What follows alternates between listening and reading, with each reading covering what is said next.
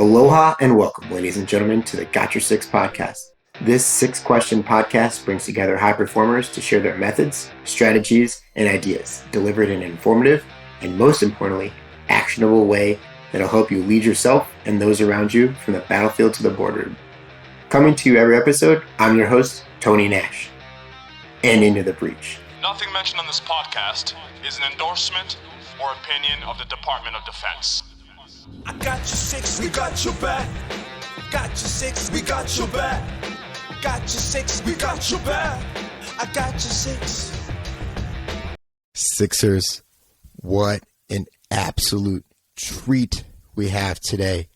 We constantly talk about serving others here on the Got Your Six podcast. And our guest today is the CEO of an incredible foundation that works with special operators after service to continue to give back to them, their community, their families. Matt Stevens, CEO of the Honor Foundation, is here with us today. Matt, thank you so much for being on the Got Your Six podcast. Tony, thank you for the opportunity. Look forward to the conversation, brother. Absolutely. As am I. And we were talking off camera, right? Like the Honor Foundation is continuing to grow, right? You just talked about, different locations that you're scouting out to build chapters and grow this incredible community and foundation.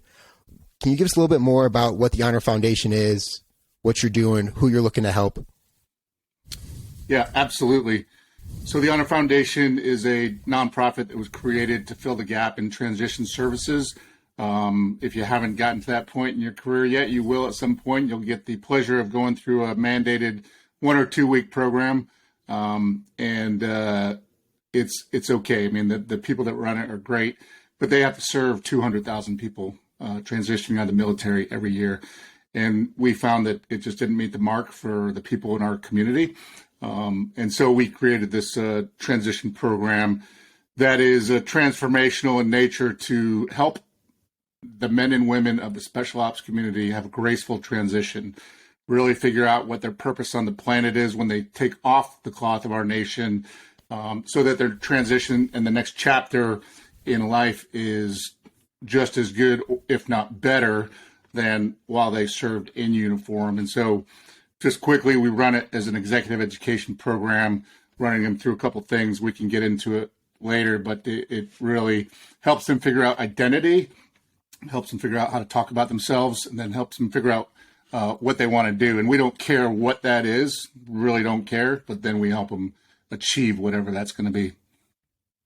Now, when you look at identity, I think that's something unique, right? Because we put on a uniform and we all look the same. We all go through battle drills and different things.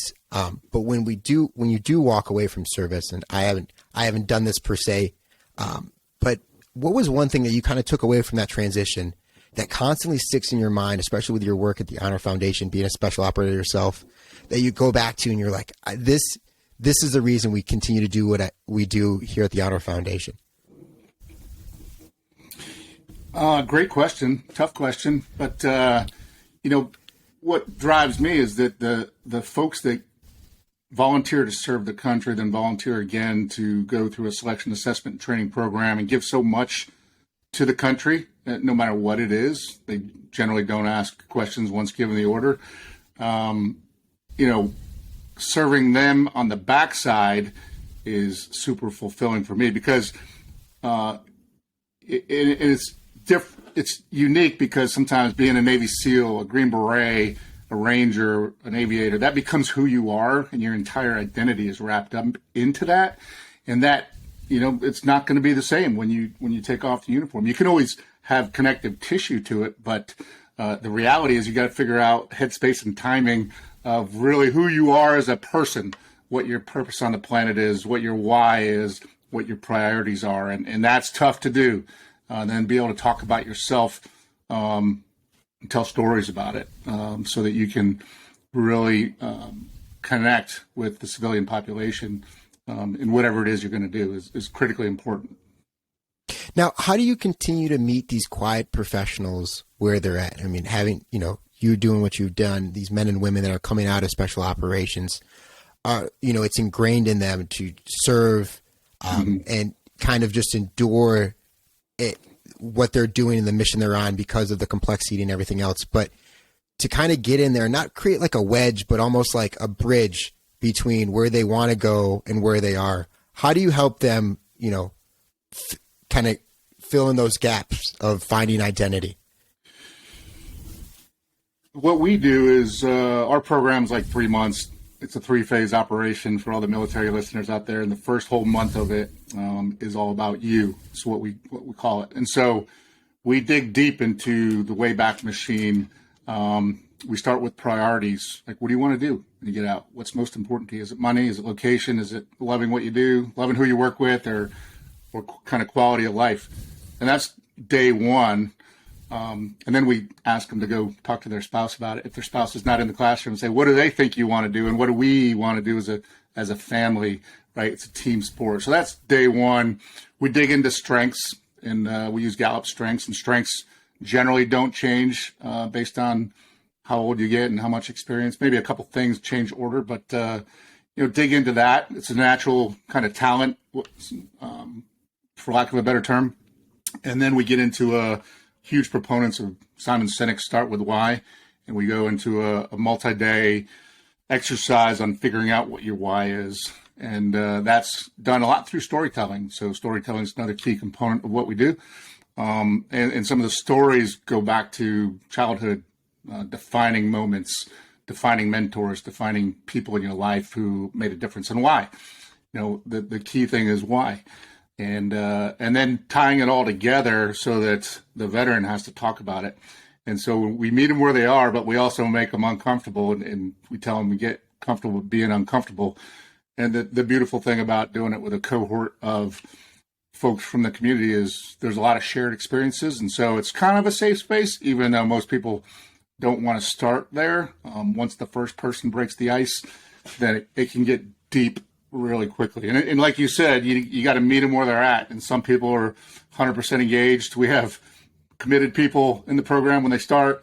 We have terrorists who are completely against doing any of this. And we have tourists who are along for the ride. And we try to convert the terrorists and the tourists so that they're believers as well. Because at the end of the day, you get out of it what you put into it. And, you can do whatever you want on transition, resumes, and all the tactical tools that we want to jump to. None of that matters until you figure out that first step in figuring out what's between your ears. Yeah, that headspace and timing that you talked about. Yep. So, and I loved how you talked about storytelling, and sometimes that the term can get lost because people think it's like fictitious or whatever. It's really understanding the story of you and what your why is. So then what was the defining moment that allowed you to find your why? So doing this exercise, I went through the program myself when I was looking to get out. That's how I got involved in the Honor Foundation. Didn't know a thing about it beforehand. I'm not the founder. And so as we started this Start With Why exercise, and you break into little triads of 3 people, and one guy's storytelling, one's listening, and one's taking notes and kind of being asking questions. So pretty quickly in that process, it was me as a Navy, senior officer, had a command master chief, and then we had a young officer in our triad, and the command master chief was in tears in like the first 30 minutes telling stories. I was like, okay, if he's willing to go out on a limb like that, then I have to dig deep in myself to be able to share and really reflect and figure it out. And so that's kind of what started the process. And it, it's not an instantaneous thing. For me, it wasn't. It's an iterative process where you have to think about it. It takes a lot of deep reflection. You have to talk to important people in your life and get help. And so when you ask for that help and ask them their opinions of you, that can be fairly eye-opening as well. What do you think that I would like to do? And you may have some blind spots that those around you can see clearly and give you guidance. So as you seek opinions from others, was there anybody, maybe not that was in like your inner circle part of your family, but that you had to reach out to that took a little bit of almost like I want to say ego checking. I don't know if that's the right term to use here, but you kind of had to go back because maybe there was like a frayed relationship to kind of understand why that got to that point? Or was it just kind of seeing where the tribe that you had around you and using them to move forward? I used mainly the tribe around me. I tended to let bygones be bygones, and sometimes various people just don't get along for whatever reason. I'm okay with that at this stage of my life, and I was okay with it back then. But yeah, it's probably not the answer you wanted to hear, but I use those closest to me, and then asking some people that maybe worked for me what they thought. They trusted agents, friends, mentors, even though rank doesn't lend itself to that official relationship. But I mean, I asked people that had gone before me that had great transitions, and people that had maybe not had such great transitions, and all the above, people that were still in too. Yeah. Well, the answer I was looking for, Matt, was the answer you gave, right? It was unique to you. And that's what I wanted. That's what I was trying to pull out. So thank you. I'll tell you, if you don't mind me jumping in. Yeah, one please, of the go other ahead. things that was hard for me was, this concept of networking. And we push it a lot at the Honor Foundation. Is like, hey, get 40 cups of coffee in the next 3 months. That's your challenge. Or 50 cups of coffee, sorry. Because there's some science behind getting 50 cups of coffee with strangers, maybe not 100% strangers, but not your buddies and not the guy that got out last year. And for me, that was kind of hard to, push, because I don't like doing that. I can fake it if I'm told to do it, but my comfort zone is, being an introvert. And so, but that was super helpful because people truly want to help, even total strangers who are just like appreciative of our service. So that was, once I got over myself in that regard, it was, that was super helpful too. Let's dive into the 50 cups for a second. What does that look like? So do you create a list of 50 people and then you start to find ways to contact them, or what does that kind of process look like? No, not for me. It wasn't. It's kind of a spiraling circle that starts very narrow, and you keep doing a concentric circle out. But find somebody with 1 degree of separation. Hey, I think I might want to talk about commercial real estate. Who can I talk to? And then you finish that one with, hey, thank you very much for your time. Do you know 2 or 3 other people that I could talk to? And then if you narrow it down, you're like, I would never want to do commercial real estate. The early cups of coffee, you're like, I just, for me, the problem was I got to figure out what I want to do. I know I don't want to be a GS employee, and I don't want to contract for another agency, but anything in between is really totally good as long as I find that right tribe and culture.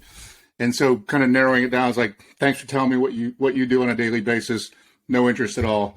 And then you kind of find something that looks pretty interesting. For me, it was like, I want to, start up venture capital, entrepreneurship. Although I didn't have a great idea to be an entrepreneur, I wanted to be in that environment where it was fast and furious, undefined, and you're kind of building the airplane as you're flying it. So that's how it worked for me. I love how it started at a central point, right? There wasn't this massive list. It was one person, 1 cup of coffee, and then you allowed that to uncoil and naturally evolve to find kind of what you absolutely wanted to kind of move more towards, and you wanted absolutely nothing to do with. And you said that was a challenge for you, right? Doing 50 cups of coffee because you're an introvert. How are you challenging yourself now, especially being the CEO of this foundation as it grows and scales out to continue to help more special operators? Well, now it's about finding like-minded individuals who might want to invest in our cause, right? And so, when I was doing this while inactive in uniform, I didn't have a LinkedIn profile. I was thought I was too secretive to have anything, so I didn't have a LinkedIn profile to probably the last 6 months. Now I can use LinkedIn and find people who are engaged in the kind of veteran community or people that believe what we believe, and then frankly just asking them for assistance, explaining what we do. I'm way better at it now, and frankly, I've gotten over myself a little bit, and I enjoy meeting new people who, there's so many great Americans out there who just really want to help. It doesn't resonate with everybody, but the first conversation, I enjoy them because I get to meet really cool people in all walks of life who are really, really appreciative and willing to help, whether it's with time, talent, or treasure. So always on the hunt for just the right people who, I call it investing in our mission versus donating to, but whether and time is just as important as money. But that's how I look at it nowadays. What helped you? Was it doing the cups of coffee that helped get you over like kind of seeking out assistance and asking to talk to people that really helped? Or is there something else that you continually go back to? Is it because you're on a purpose-driven mission with the Honor Foundation that allows you to keep going, or is there something else? A little bit of both, I would say. Certainly the fact that I'm in a purpose-driven mission and everything I ask for is not for my benefit. It's for the benefit of the next generation, the people coming behind us. This, the thing we work on, the transition space, it's not going to get less busy in the future. It's going to continue to remain a huge issue. And I don't necessarily think Congress is going to fix any things with the DOD and Department of Labor where they make it a better course. I mean, they can try, but and I hope they do. But that is really it.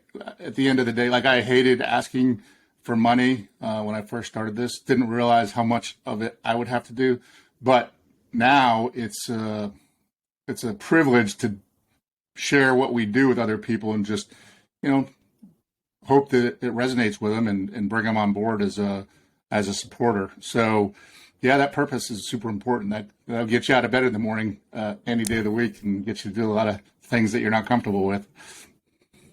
And there's something so special about the belief, habit, behavior, call it what you will, about like not only reaching up to continue to grow the organization, but also continually reaching back, like you said, where you're helping that next generation overcome less obstacles as much as possible, right? We're all going to have to experience obstacles and adversity in our own ways, but being so mindful and so aware of reaching up, but at the same time also reaching back. Where do you have a time other than the Honor Foundation where that kind of came full circle for you, whether it be at, like, say, the Naval Academy or growing up, or was it something that you really learned as transitioning out of the Navy? In my career, I probably didn't do a really great job seeking out mentors early on, and I suffered for it. But as I got to be more senior, I really enjoyed that part of it. Just, a conversation with somebody that's having trouble, or just some mentorship, wanted or not, and then speaking to prospective future Navy SEALs about preparing to go through the training. I always really enjoyed that. And so I went through the Honor Foundation program back in 2016. I actually didn't retire until 2017, but I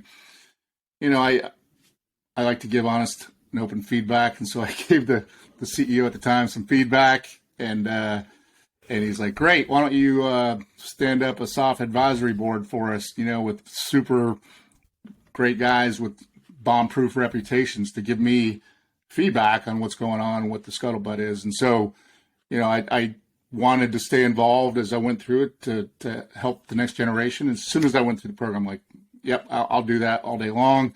And then they invited me to the actual board of directors.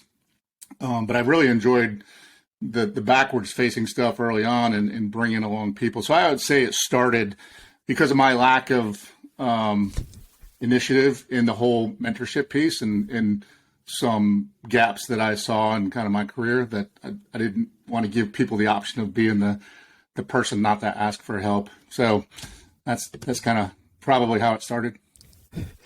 Do you think that is constant in your mind, and you make a point to highlight that to different cohorts and as people go through the program to, make sure like, hey, I did this, and it's something not only I suffered for it initially, but I've used it to propel me to remember that as I continue down this mission? Or is there some other, like, something else you go back to, like a failure that has allowed you to get here? Yeah, I talk about my experience quite a bit, in certainly different pieces of my transition journey and what I've seen through thousands of people coming through now. It certainly drives me just, more so now that I've seen what is a good recipe for success is maintaining some connective tissue to the community you're coming from. Like, we always have those guys who are like, I'm cutting bait, I'm frustrated, I'm fed up with all this, I'm gonna move to Wyoming, go fly fishing, and never talk to another military dude ever. And the ones that isolate like that, often have not the best transitions. Not saying it's impossible, but what I found that really works is in all of us, frankly, there's generally some sort of service related thing in you that just doesn't go away because you take off the uniform. So mentioning that and how I stayed involved, and then and really encouraging them to do something as they transition out of service. And interestingly, this brings up a great point. I think a lot of people in the military, no matter where they live, aren't really part of the community they live in.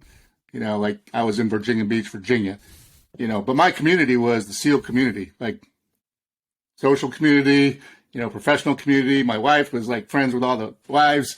I didn't know a thing about like the rest of Virginia Beach. Maybe I had a couple friends, but when you get out, it's actually pretty important to kind of have some skin in the game and get involved in some way, shape, or form in your actual physical community. And because they can benefit a lot from it, as can the veteran, who now is a huge part of it and probably should have been before. But that was another miss for me, is like I was totally disconnected. And like now I'm on the chamber executive committee and just seeing a different side of it and really what drives the city here. So that's another aspect of it. I think that's so fundamental that you mentioned the skin in the game piece, especially with the community, because it is very easy to just get isolated inside of that, you know, the grind and the day to day of whatever you do in service or business, right? Like you tend to gravitate towards those people that you interact with, but being able to step outside of that and kind of do a real word face, like a about face, and look at, all right, hey, I know the community that I have. What does it look like from the outside? How do I connect the two? Because that's ultimately, at the end of the day, no one is in service forever.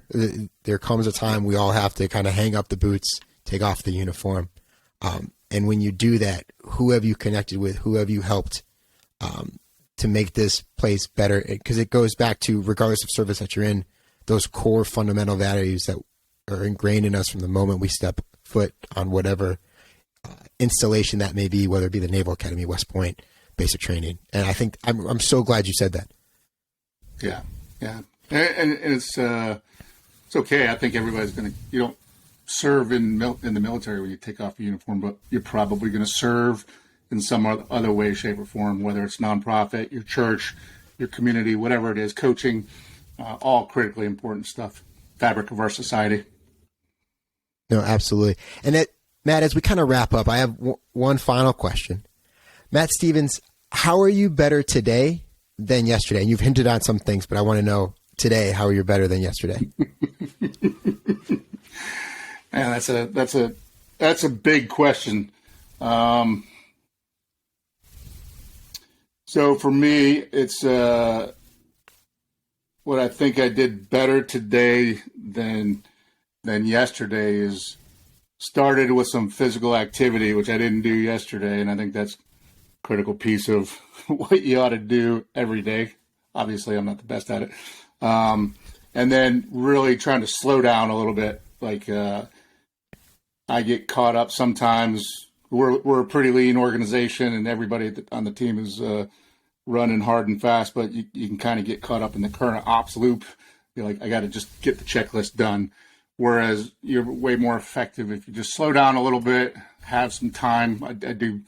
I make it a point now to spend a little time in the mindfulness and meditation piece and just the breathing, whether that's, you know, by yourself in a sauna doing yoga. I mean, my PT regimen's kind of changed as I hit 50, but it's I wish I would have done it when I was 20, because just taking the time to think and reflect, you have to build that in, and that's what I did better today. I love it. Matt, before we go though, where can people go to connect with you and learn more about the Honor Foundation? Yeah, so check out the website, honor.org, HONOR.org. You can check out the mission of the Honor Foundation, who we support, how you can support us if you want to get involved in coaching, mentoring, being a volunteer, numerous ways to do it. You can hit our info line on that, and there's really get a good taste and flavor of what we do and why we do it. But that's the best place. Awesome. And we'll make sure we link that in the show notes for this episode. Awesome. Matt, thank you so much for your time, your strategies, your ideas, your methods, and absolutely thank you for the privilege of your time. And most importantly, thanks for having our six. All right, brother. Thank you, Tony.